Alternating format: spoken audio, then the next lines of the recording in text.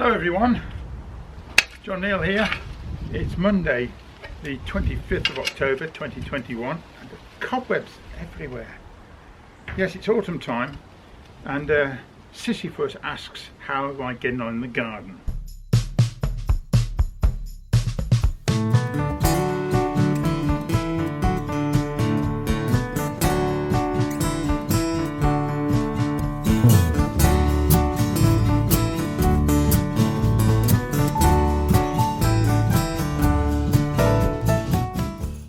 Well, sorry I've not been back to you recently, but been quite busy. I've had my 70th birthday.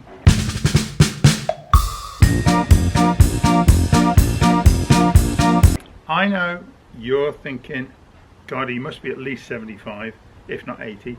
No, it's only 70. So when you turn over the decade, it's a bit of a shock, isn't it? And I've had a few injections. I had one was for regular winter flu, one was for COVID-19. I had another shot in the back of the arm on my shoulder for some sort of damage in there, a steroid shot. So I'm like a pin cushion, but I'm still upright anyway. And yeah, the garden's been going okay, thank you. And one thing I have done, and that is to I've scarified the lawn. Oh, and I forgot to mention, I had a haircut, which means my hat fits now. And so having done that, I thought I'd deal with the lawn as well. So what I did with the grass was, as I did in the springtime, was to scarify it, and I've got a machine. It's a bit like a lawnmower really, but it scratches away at the surface and gets all the thatch and the old dead grass up, and you get piles of it up and down. And rightly or wrongly, I put it on top of the vegetable plots, so over the winter it can bed down and get sucked into the soil by the worms. I've had a word with them and they have promised me they're going to do it.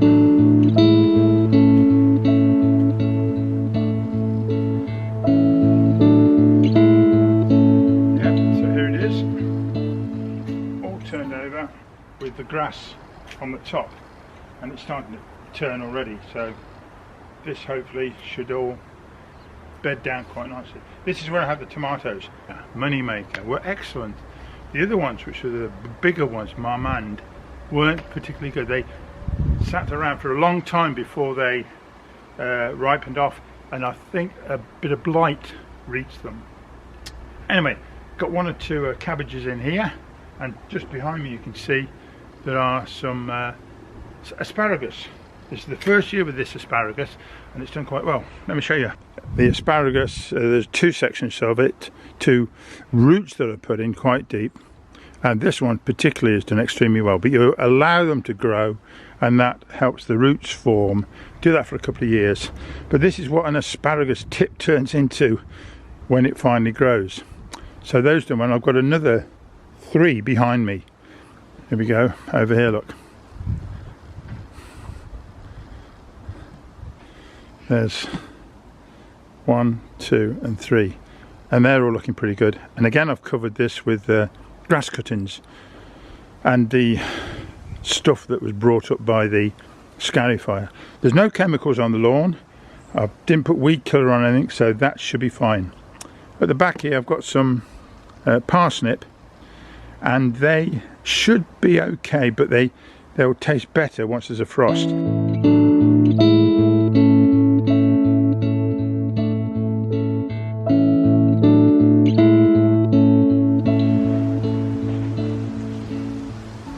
I spent a lot of time on these strawberries. The strawberry plants, they were great. The strawberry crop was fantastic, and I've marked with a stick some of the ones which were the best producers, so I've kept those, and the runners from those I've spread out. So I've done a bit of some selective breeding of the best ones, and yeah, they seem to have done quite well. Again, put a little bit of grass around as a mulch, which is always a good thing. These are the blackberries I've got. There's a couple of plants here, and I've stripped them right back, taken off all the old ones, thrown them away, and these are the branches that will produce the fruit for next year. And it so happens, I've just noticed that it looks like this one has died just there, so I'm going to take that off where it's held on, so these can come away. Those can go to the fire. I might have a fire. It's going to be bonfire night soon, so I might do a fire. This one needs securing now back onto the fence, so I've got a bit of wire here and I'll do that. See, unattached and now attached.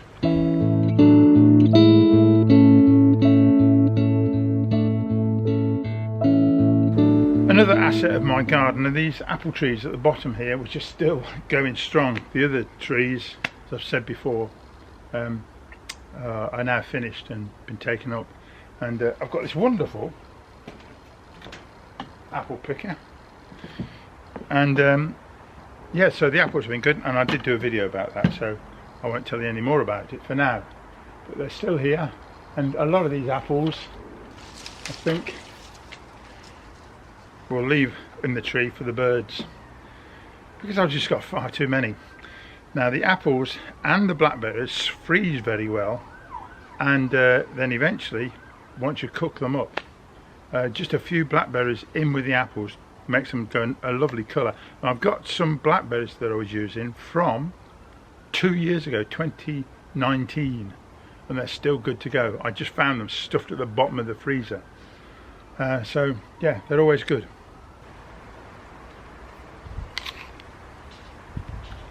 Oh, they're actually very nice, these.